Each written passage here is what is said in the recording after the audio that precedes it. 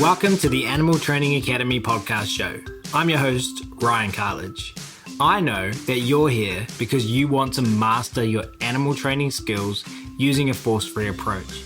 And to handle the variety of challenges you face, you need a broad knowledge and experience base.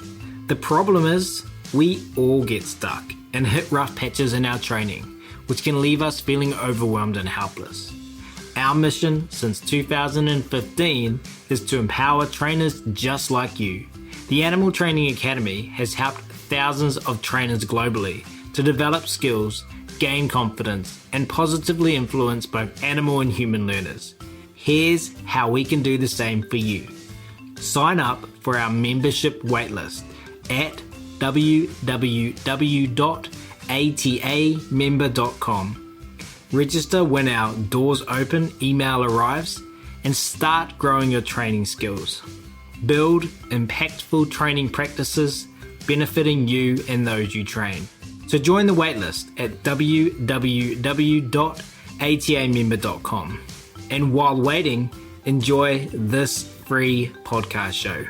We want to see you avoid embarrassment, overwhelm, and burnout. Instead, we want to see you build resilience to setbacks, get more organized, and grow your training skills and knowledge. In short, we want to see you enjoy confidence in yourself as a trainer and lead a fulfilling life, positively impacting the lives of the animal and human learners you work with.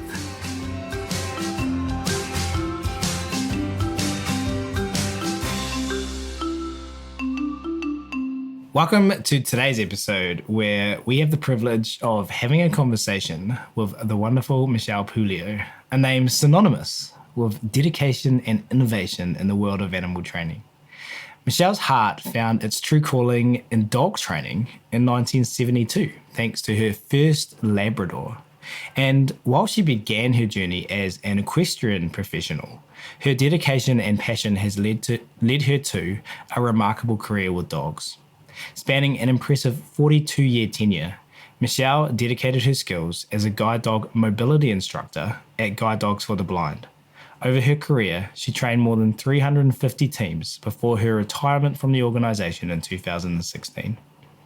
What sets Michele apart is her pioneering spirit. She was instrumental in integrating positive reinforcement techniques into guide dog training. As a Director of Research and Development at Guide Dogs, she not only advocated for these methods, but also evaluated guide dog programs on an international scale. Beyond her commendable work with guide dogs, Michele has been a formidable presence in the realm of dog sports since the 1970s. Her prowess in canine musical freestyle has earned her international recognition. In 2007, the renowned Karen Pryor invited Michele to contribute to the Clicker Expo conferences. Since then, Michele has been sharing her expertise on clicker techniques across a spectrum of dog disciplines. With a rich experience of over 51 years in animal training, Michele's seminars have gained worldwide acclaim. It's truly an honour to have her on our show today. So without further delay, I'd like to warmly welcome Michele, who's been graciously waiting by. Michele, thank you for joining us on the Animal Training Academy podcast show. Thank you, Ryan, for having me. It's a pleasure to be here. This episode has been one that I've been wanting to do for years, but let's not delay. Let's get straight into it. Today, Michele, our discussion revolves around the theme, a title that we both came up with, Selling Without Selling, and the unsung strength of positive reinforcement. What we aim to explore is the profound impact of positive reinforcement training and how we can effectively communicate its essence to others, especially those who might not be on board or might be advocating for different tools. Michele, you've identified 3 pivotal strategies to enhance our communication about our principles, beliefs, and methodologies. I can't wait to dive into this. Could you please get us started with idea/strategy number 1? Well, the first strategy that I have found to be really important through actual trial and error. So I've had is actually a simple word of kindness. Uh, Unfortunately, there's been a lot of friction between two sides to animal training techniques, and that has caused more resistance recently in people discovering the power in positive reinforcement. So when I first discovered positive reinforcement, I was already a traditional trainer of 30 years. And so I was really excited about it. And it's really great that I have the background to approach other traditional trainers. Having that background, I think, helps me make the initial conversation one that they are open to listening to. But what I realized is it's really common for dog trainers or animal trainers, really of any kind, but dog trainers especially, to be very defensive over what they do, meaning protective. So whenever they feel a bit challenged or questioned, they usually will dig their heels in and try to be a prover of how good their way is. And it's basically just defending what they know, and they don't know what they don't know yet. So the good news about positive reinforcement is that it will sell itself once a person discovers the power in it. I was very lucky to discover that power immediately the first time I played with it. I didn't know what I was doing. I just knew that you took this sound marker, the clicker, and that you marked the moment you liked and you rewarded. And in one weekend, I trained all the horses on my property, which were about 4 at the time, to retrieve. That blew my mind. So it immediately sold me. I didn't have any doubt that there was something about this that was really intriguing and powerful, more powerful than any training I had ever done up to that time.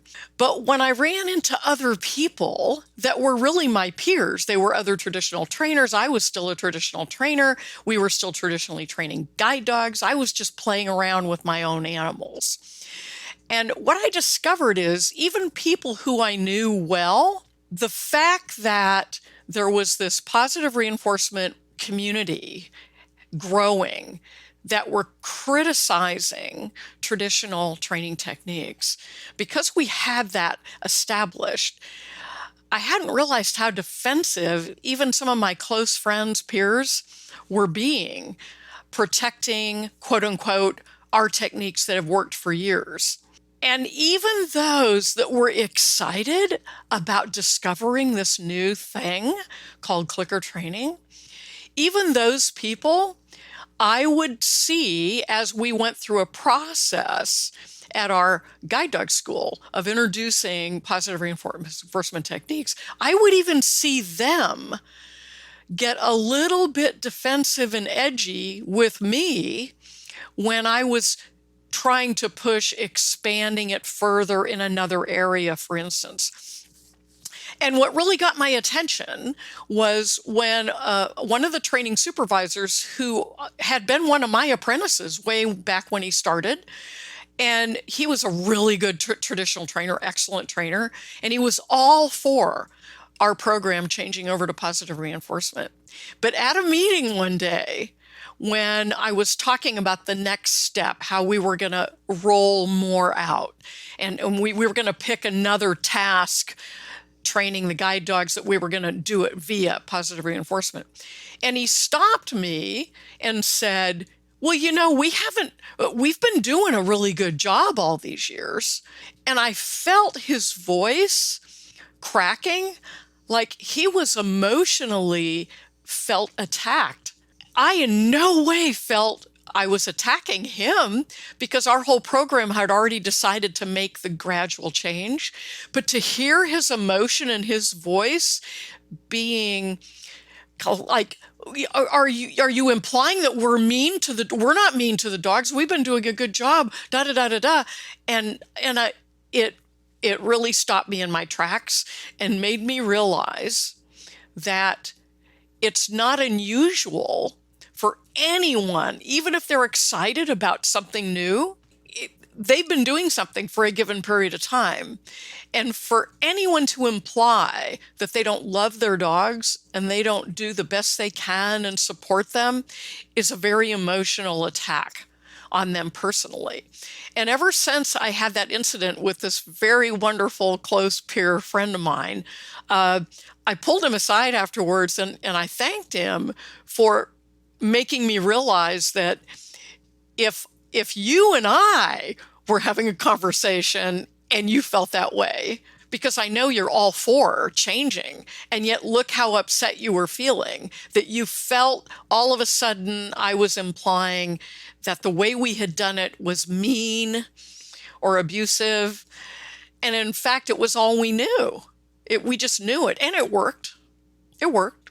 Didn't work as good. So I'm always approaching anyone, even somebody who I think is as excited as I am about learning about something different. I always approach it with a type of respect for whatever they had done. I don't mean that at this point in my life I would agree with what their techniques might be, but at the same time I respect them for even listening, even taking the time to listen to something. But I have to make that conversation totally void of any sort of attack, any sort of implication even, that I think you should do this because it's kinder. You're not being, you aren't being as nice as you could be when you train. So by approaching it more of a scientific manner, meaning these techniques are incredible, they're really powerful, and at the same time, we have an animal that wants to work. And then along with that kindness, I'm giving whatever they are doing or have done the respect without making it feel like I'm criticizing. So that kindness piece is huge, because even if you're talking to somebody who is not ready to accept that there's something new they should learn and go through all that difficult effort of learning an entirely new manner of training, if you are supportive, kind, open to listening to what they want to tell you that they do, maybe in 5 years they will be ready. So by being a friend who just wants them to understand that there are really more powerful techniques that do end up also with the benefit of the animal enjoying the training process a lot more. So kindness / respect for the individual is really important. I gave a talk at one of the Clicker Expos years ago about changing, how we change people and how we went about changing our guide dog program. And the audience was full of course, positive reinforcement, clicker trainers. Everybody's really excited. And I had given this section kind of my talk about treating someone with respect and kindness. So maybe even if they're not ready, they'll come back later. And the audience was all fine. And I said, okay, I'm going to challenge you now. What if Caesar walked in the room right now? What if the door opened this moment and Caesar Milan walked in the room and took a seat? What would your reaction be? And if you said anything, what would it be? And there were a few people that immediately went, oh, you could feel animosity and dislike. And I said, you know what I'd say? Well, hello, welcome, come on in, have a seat. I hope something that we're doing here is of interest to you. I would be thinking in my head, he showed up at Clicker Expo, right? So it's like sometimes that might be hard to do because our animals are very emotional to us, so we care about them and their well-being. But I have to say, I'm at that point that I could do that. Now, it doesn't mean that all-out animal abuse, I'm going to be not really, I probably would have to just shut up and walk away. But when it comes to people that are close to being on the fence, those are the ones that if you're really careful, we can bring them into the discovery of how powerful this is. And that's all my job is. Even if I'm just giving a private lesson to a person that wants to do freestyle with their dog and they've never used the marker before, they're using a ton of food, but they haven't learned how powerful that communication is when you do it well. So when it's effectively applied, learning happens so quickly. I look at my job as getting people that light bulb moment, like an, oh my God, he learned that in like 30 seconds. And it just shows you how intelligent our animals are. And we used to think that we had to train them in a way that just by pattern and repeating, they would finally do it. The fact is, they're actually very willing partners, even in traditional training. They're really fairly willing partners, especially domesticated dogs, which is the easy one. So that first one would have to be, I think, kindness and respect, which to a lot of positive reinforcement trainers, that's a difficult one. If you're having a conversation, as soon as somebody says, yeah, but mine works really good and really quick, and then the positive reinforcement trainer starts getting a bit offensive, defensive, and either that or angry, or they start again going down the road of the poor animal. I was in a group of trainers that were at a conference. These were advanced clicker trainers, and most of them had their own businesses. And the idea of punishment in a group class came up, like if somebody walks in your building to start a course with you, and they have a prong collar on the dog, right? And a woman immediately got very emotional just at the mention of the prong collar. And emotional in that they said, I would tell them they have to leave. In my world, that's not what I'm after. I'm after showing them, would you be open wouldn't it be nice if you didn't have to deal with that thing? And let me show you another way that we can make this dog very controllable for you without having to use that piece of equipment. If I take it away from the person before they've learned the techniques, they're not going to be successful. But if I show them other techniques, even if we just leave it on the dog so they feel like they have this safety valve, and they get some success and have a light bulb moment, they're going to be ecstatic to get rid of that piece of equipment. But there's no sense in me just demeaning the equipment. Maybe it's a head collar that the dog is not enjoying at all. They haven't introduced it correctly or whatever. The bottom line is I want to get them intrigued with how can I do this a different way where it's more fun for me and the dog, but it's effective. I still now don't have a dog lunging and I feel like I'm going to fall down the stairs because he's pulling so hard. So that's why they've got that on that dog. They've got that so that a little lady with a Great Dane, I'm picturing in my head, that she's scared she's going to get killed just being pulled over. So the secret isn't to criticize, attack, make them feel guilty. And I go back to that supervisor that I made him feel like I was implying that his career up to that point, he had been being mean. And in his mind, he just was doing what he had been taught and doing it very well. And the success was there. It was effective. I mean, we had guide dogs, very effective working dogs. It's different now, though. So now using different techniques, the light bulbs have gone on, and that promotes a person to even want to expand more, meaning become a better marker trainer.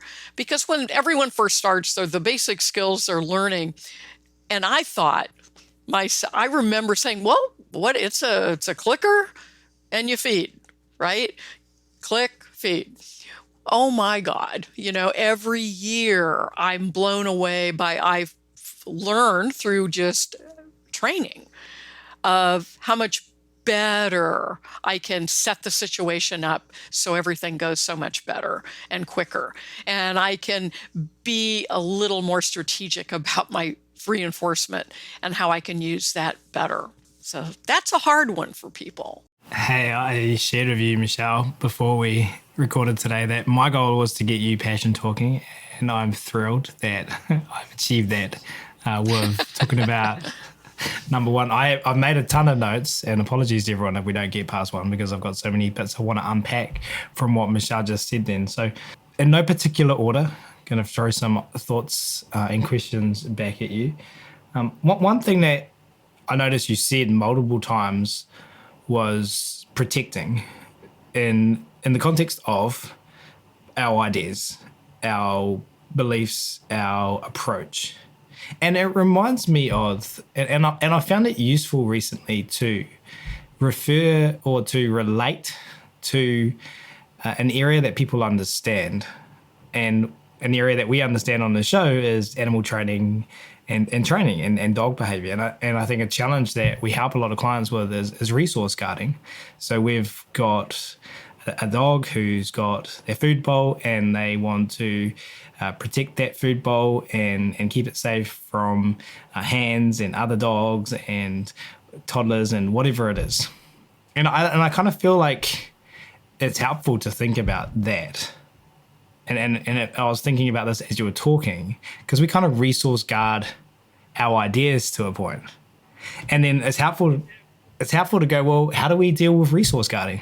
That's our game, right? That's our wheelhouse. I'm just throwing that at you to see what thoughts, ideas, and how that sits with you. And I found it's helpful to think about it in those ways for our community. I think that it's actually a great tool for somebody that you're trying to explain the difference to of how you would do something if they've had that little bit of experience with working on resource guarding through prevention, building up, like a hand coming closer, food's dropped, the whole thing, instead of going through resource guarding. But you're right, it's a cool analogy to use because anyone who has shifted their training for resource guarding from punishment knows the dramatic difference in the animal, because punishment can stop growling and it can make an animal stop acting that way, but it's just penting it up to be bigger when it happens again. And sometimes hiding something instead of a warning, such as growling. So I think it's a really good analogy.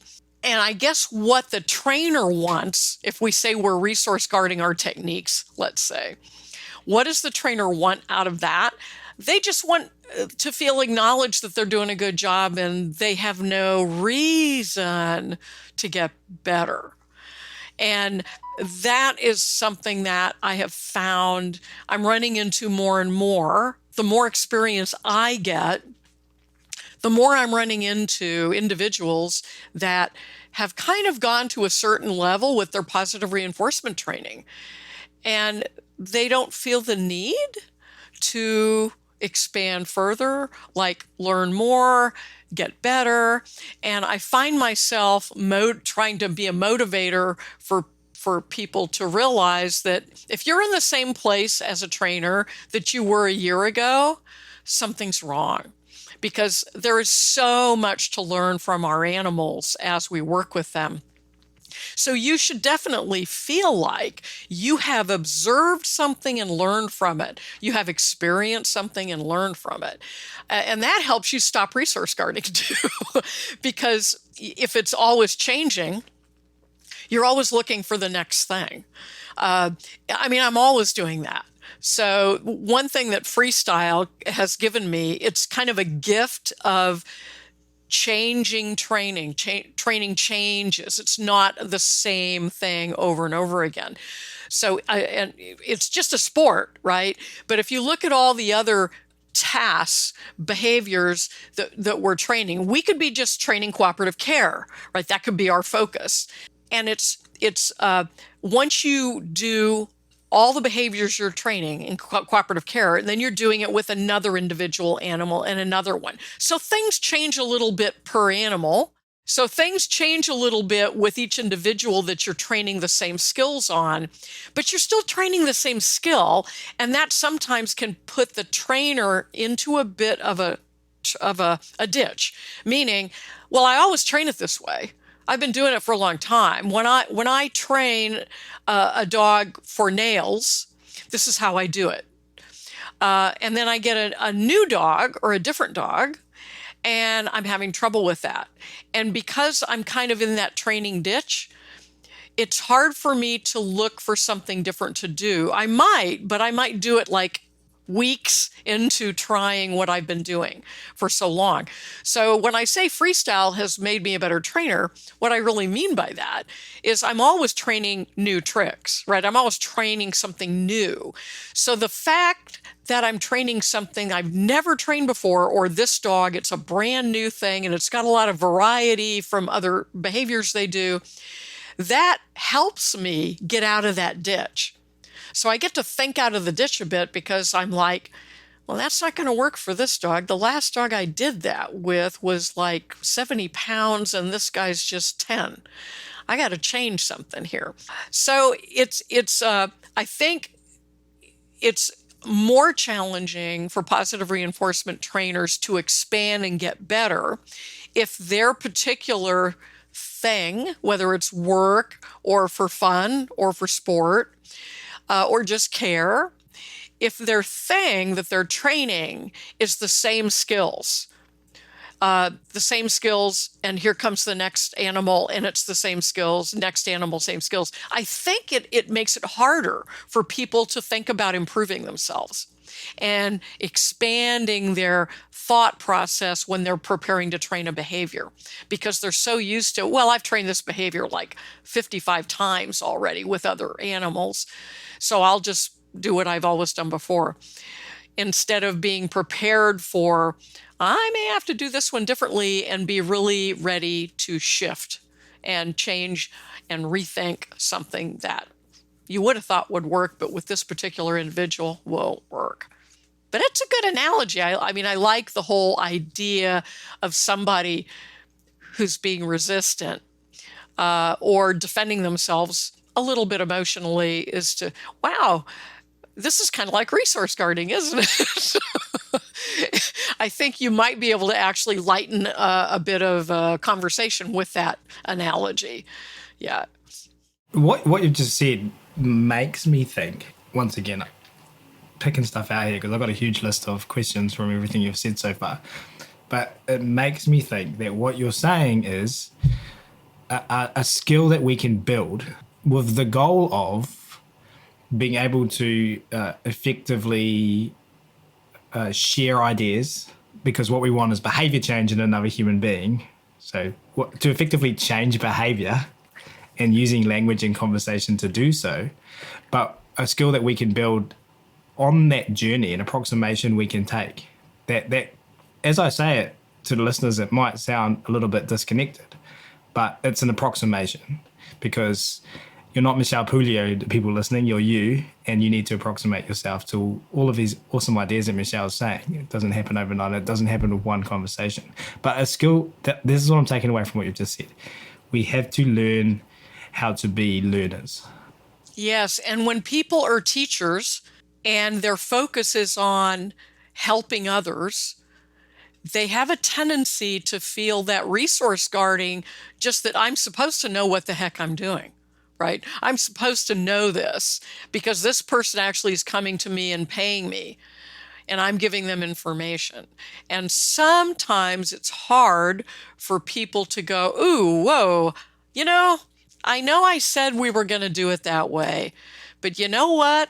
I wasn't right. I think we need to shift and try this. And when you do that in front of people, it makes them really respect you more, and that you're not just going to push through and kind of keep going with what you told them is the way to do it, is acknowledging, especially feedback from your learner. If your learner's a human and that learner is not having success this is where I will see the fairly new positive reinforcement trainer slash teacher of people. I will see them hold hard to what they had said to do. It's positive reinforcement, but it's not working because something is not being effective. So let's find out what that is. Is it timing of the marker? Is it the reinforcement itself? Is it the task is too difficult and we need to break it down smaller? Do we need to set that environment up much easier for the behavior to happen? What's going on that's causing that? And I think it's an easy thing to do just when a positive reinforcement trainer hasn't built a lot of variety in their skills as to how to shift and retract and say, ooh, let's stop here and let's look at this again. Because the cool thing about positive reinforcement training is that if you're doing it right, it works. So I used to be told by my old traditional mentors way back in the 70s, this isn't working. Oh, you just keep it up. It'll work sooner or later. You just got to keep doing it. And it always frustrated me as a traditional trainer that I was being told to keep doing something that wasn't working. And one of my joys of discovering positive reinforcement was to realize, man, when you do it right, it works. So you'll see something change. You'll see something in the behavior change. And some of what positive reinforcement trainers of people need is to get more experience. The experience is going to help. The more experience you get, learn from that experience, though, instead of just trying to stay in that trench that you're in. Try to take those cases or those individuals that you have challenges with and let them be a part of the discovery process. Let's explore this together and see how we could maybe make this work better. I'm channeling my inner Susan here. She's saying, she's saying to me, leave everything you know at the door and step in front of your individual learner in front of you now and let them guide your next decision. That's the truth. That's the truth. I just gave a private lesson this week to an individual that's really been having a challenge with her dog. And 3 years ago, when it was a young dog, I was trying to get her to focus on one certain thing, and she never really got that tackled. And she came back to me, and I remembered from what I had told her, which I thought would work really well, but it was really clear that she wasn't going to receive that because she never really carried it out. So I really had a thinking session for myself before she came for this lesson. And I was really trying to think of a different way to help her, knowing that the way I would do it, I don't think she's going to do it. She's not going to be able to do it. I think in her own mind, she just can't figure that out. So I changed one thing that was the simplest thing in the world, and it was an amazingly incredible high value reinforcer. So I brought salmon paste and gave her a lick vestibule holding salmon paste for dogs. And I said, let's just see if your dog likes this. And the dog went berserk. And I went, we've got it.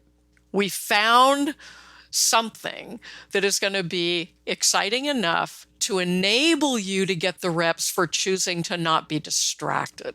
We finally found something you can hold, you can carry, it'll be easy, and yet your dog is crazy about it. So the dog was eating her reinforcement, but it just wasn't enough compared to the joy the dog had in being distracted. So, but it was like I thought back and I kind of was stuck in that ditch with her 3 years ago. I was so sure that this would be the way she should go. And I think it would have been, but I just think it was a little too involved for her. A little too much thinking and prep and all that stuff. So we just kind of went the easy way out with just having that amazing reinforcer visibly available, and the dog was going to be easier for her to deal with. Beautiful. I want to say thank you for sharing that, and then circle back to resource guarding as a behavior that the listeners of this show, a lot of them, not all of them, a lot of them have experience with, work with, and even if you don't, when you hear those terms, you have an idea of what that might look like with a non-human learner, and kind of why an animal might do that. And there's a couple of things that you said when you're talking about this idea, but also that you said earlier, and I'm thinking about the story with your boss at Guide Dogs, or the person whom seemed to get a little bit of emotional when you were talking about rolling out the program, and you said something along the lines of you noticed a crack in his voice that helped you understand that there were emotions being felt by this individual. Right. And I think that the great wisdom in that for me, and the takeaway, one of the takeaways that I got from your story was that your great observation skills, that I'm sure, and I feel confident in saying, and tell me if I'm wrong, have been honed over 5 decades of dog training and horse training and training. You have the superpower, these observation skills, and you've managed to take that from your experience with training and generalize it over to human learners and see these little things that sometimes get missed by people. And right. When you're talking about resource guarding, you mentioned we might miss that little growl, right? But that little growl is information. So is it fair to say, in your personal opinion, and in your words, give me your thoughts on this, that approximation that the listeners of this show can consider is generalizing their skills between species. One of those species being whatever non-human learner they're working with, and the other species being human learners. And understanding that there are behaviors that share similarities with things like small growls.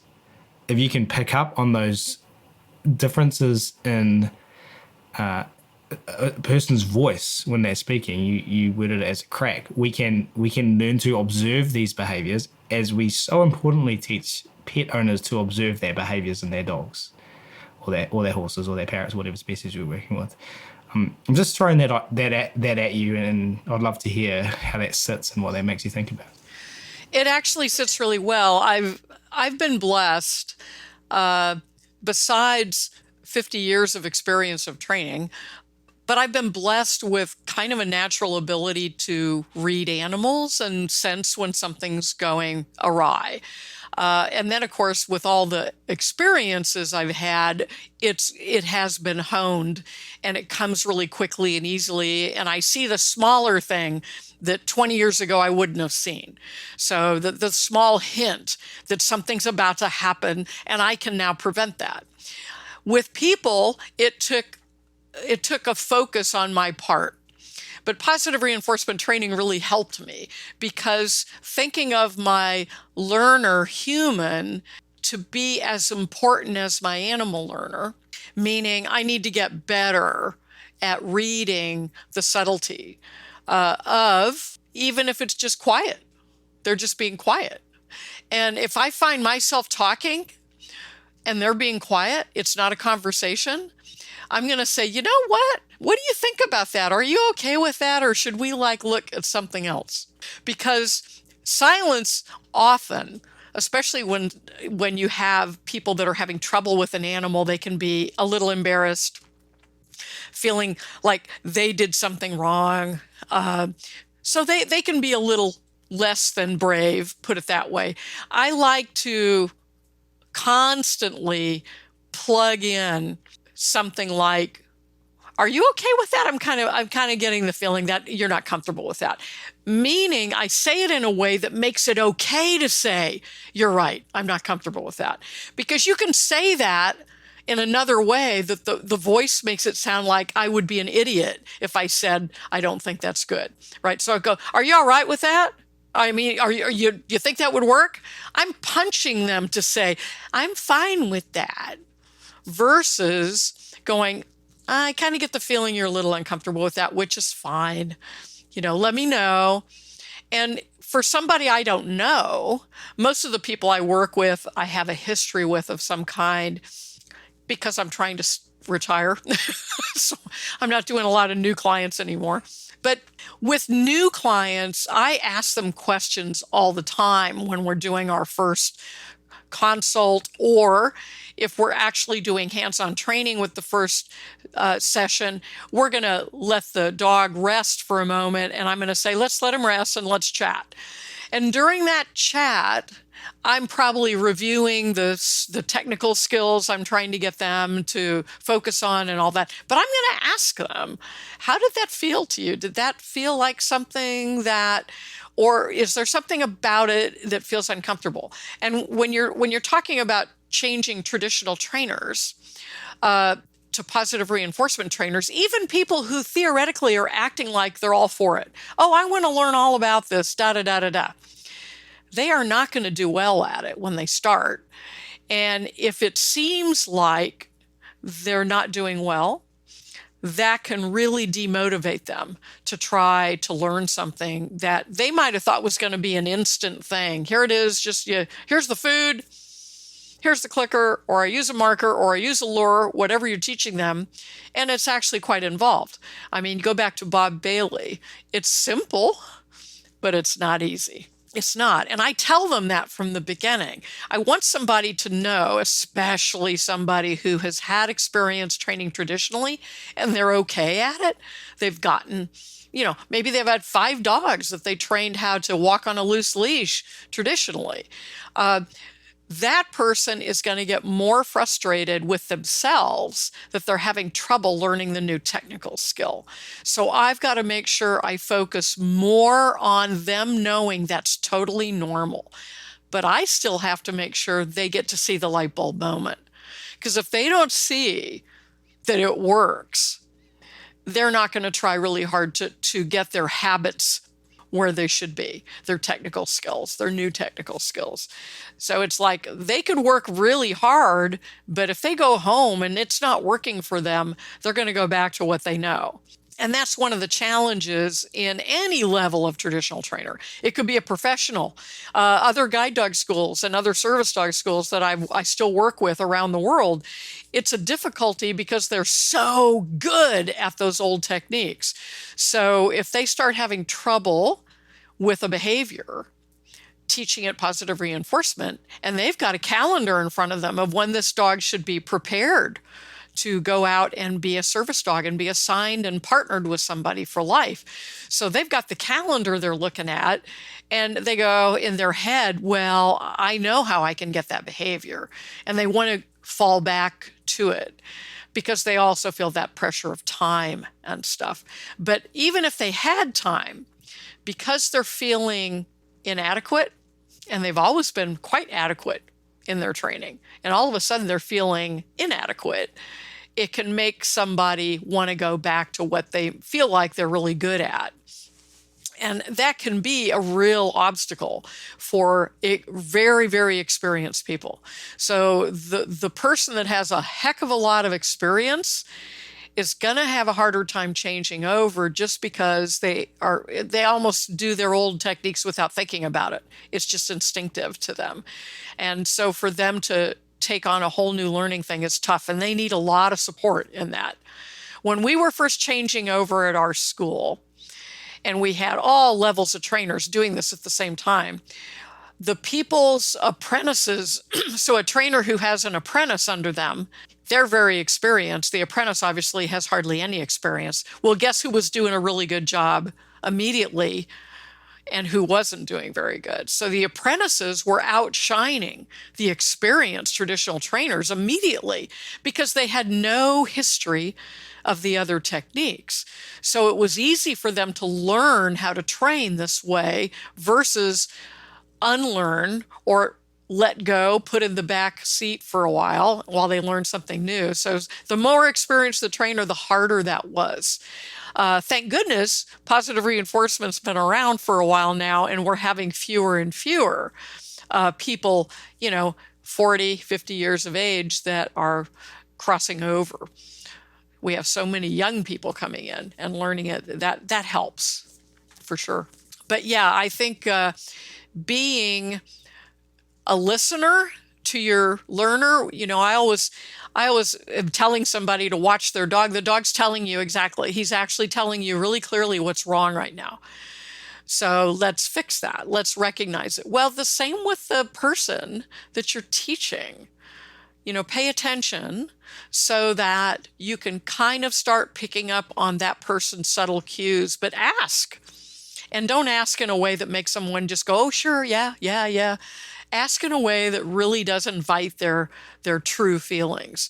And when I have somebody go, well, actually, I don't like that. I don't want to do that. Okay, that's fine. Let's not do that. We can go another way. Yeah, so one of the big stumbling blocks, obstacles for the new positive reinforcement trainer who is a traditional trainer is, when do I get rid of the food? That's always such a stumbling block because they can't get that out of their head, is when can I stop using the reinforcement? And that's a big one to get people to understand the history you need to develop before you start cutting down your rate of reinforcement. And if your goal is to totally get off of reinforcement, that's going to be a process that you'll have to do over a period of time. Sometimes really difficult behavior, you might never get away from it. Where others, we can find other reinforcers that are more convenient. But that's always kind of a stumbling block when you're trying to get somebody to change. All they've dealt with is a leash and a dog, if it's dog training. And all of a sudden now they have a bait pouch, they have a clicker, they have a leash. They've got all this stuff to deal with. And they see that at the beginning, I think they see that as a negative. All the more reason they need to see the light bulb moment. They need to have that moment that they look at you and go, oh my God, I can't believe that happened. I was working with a service dog group that was they're crossing over, and great attitudes about crossing over. And they were having trouble with the behavior of a dog going to a door, pushing on a door with its nose, opening the door and holding it open. So we're talking about a duration nose target with real pressure to push. So this would be for somebody in a wheelchair, this behavior. And they were using the clicker to get the nose targeting on the door. The dogs were ballistic about the door. They were going crazy. They're like punching the door, right? And so what they had was wild behavior of a game of get the door open, get the door open, get the door open, and the dog's all over. So it's punch, punch, punch, punch, punch, punch. And I said, okay, so let's think about this. So you got the initial part, but what you didn't see is that you were actually training action. You were training action. So initially, that would be the exact way to start that behavior. But once they had just in their head the understanding of, you want stillness, don't you? You want nose on the door, calmly push it open, keeping the pressure and holding it there till the person cues the dog off of that. And so by teaching them that they want to be marking non-action, stillness on the target. So the nose target is a still target. And then we get duration of stillness. And then we get duration that the door is a light door and it opens easily. So we go through approximations of getting to where we want. But that first skill that we have to get is stillness, duration stillness. And I came back a year later, and it was amazing seeing all their dogs do the work on the doors. They go, that one thing, we had just not seen that. And that's an example of very motivated new positive reinforcement trainers, but they don't think about that something like, are you clicking action or are you clicking stillness? Because that's a biggie. That's a biggie with a lot of behaviors. It's like a big deal to know at some point you might change from clicking action to clicking stillness if that's what you're after with a goal. But talk about light bulb moments. They were like, whoa, that's like the answer. And they said everything changed immediately. Our whole training, everything, we didn't have the problem anymore just because we had that understanding that we were looking for stillness. So, thinking about the listeners of this show and how for somebody who, let's say, they are 40 years old and they are a positive reinforcement trainer, and if Cesar Millan walked into the room and they would immediately start resource guarding their ideas. Let's say that a listener of the show was brave enough to acknowledge that in themselves and to become aware of that in themselves. If you're that person, then kudos to you for self-awareness of our own behavior as well as others, whatever that may look like for you. And we talk about, just then you talked about creating light bulb moments for owners of dogs or new trainers or people making that crossover. And maybe if they've got a tool on the dog, that leaving the tool on there in the moment is an approximation that might be beneficial for them as they approximate forward on this new learning journey. And you talked a lot about asking them how they feel. And for the listener of the show who's listening to these ideas about how to talk to other people, and they go, okay, so Michele said if Cesar walks in the room and I go, oh, welcome, Cesar. So good to have you here. I hope that something that we share today can resonate with you. If you have any questions, let us know. Okay, so if you're the trainer who's going, I'm gonna dig my heels in here and I get emotional, but I'm gonna do what Michele says, right?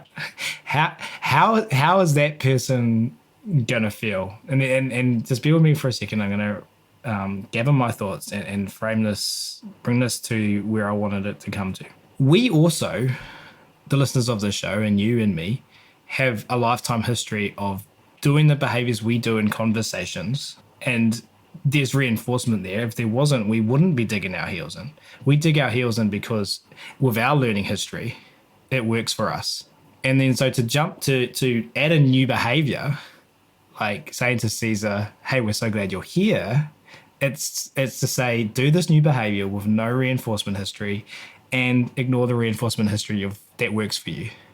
It is a very uncomfortable space to walk into. As Bob Bailey said, it's simple, but it's not easy. Yes. And it could be that if that example is like an example of, I couldn't do that, I just wouldn't be able to do that. But if after Cesar left the room, a few people were gathered around you and they all started bad-mouthing Cesar, would you be at least brave enough to interject that, but isn't it great that he came? He actually is here? So, I would be hoping we'd be reinforcing his interest in it instead of making it a bad thing. And that might be easier amongst their own peers to be brave enough to go, well, it's really easy to punish. I don't want to punish. I want to be better at being a positive reinforcement person in general. So I'm going to tell you a little story. I heard about clicker training about mid-1990s, and I was kind of really interested. And I went to a conference, and I had my guide dog shirt on, and the logo was there. It said Guide Dogs for the Blind. And I was so excited about hearing about this new training. I was treated like shit. I had people being rude. They were glaring at me when they saw the shirt. I had some people actually go under their breath, but I could hear them. Oh, she trains guide dogs. I left. I had no desire to seek out my curiosity until 5 years later. It took 5 years for me to recover from that. And I had entered that with a real natural interest. And yet that just made me go, well, these aren't the people I want to be around. I don't want to be around these people.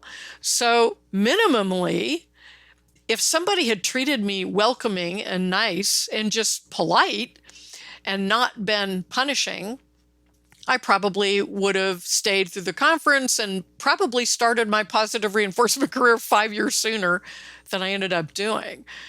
But it's so easy with humans. When we're dealing with humans, we have such higher expectations of them than we do our animals. So I totally understand how, someone's going to go, well, Michele said do that. I don't think I'm going to be able to do that. Well, but can you internally stop yourself and just think, well, if I was brave enough, what could I do?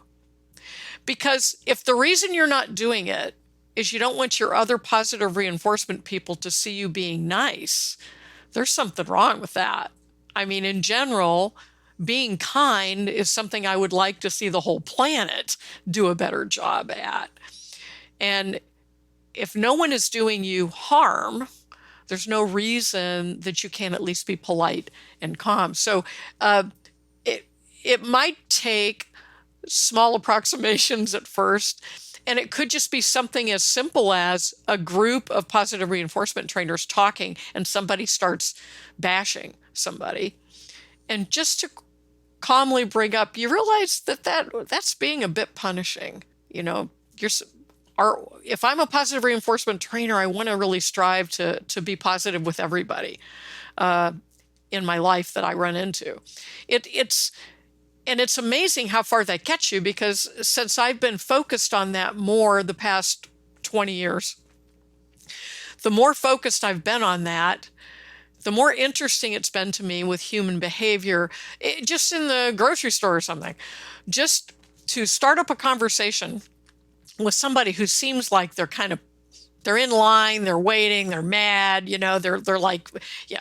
And just to see something they have that they're about to buy that's, so, I had that last week and it's really good. That's a great dish. All of a sudden they change. They're not mad anymore. They're kind of like, oh yeah, I haven't had it yet. And then I get to say, well, I have had that. It's really good. You're going to enjoy that. And I don't mean just for the heck of it, I start up a lot of conversations. I don't.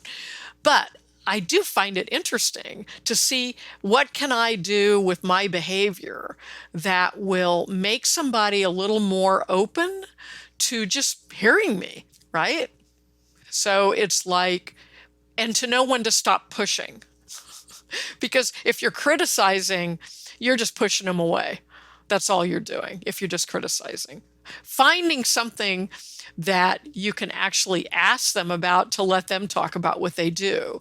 With the service dog work, I hadn't done any of that until I got into the positive reinforcement teaching thing.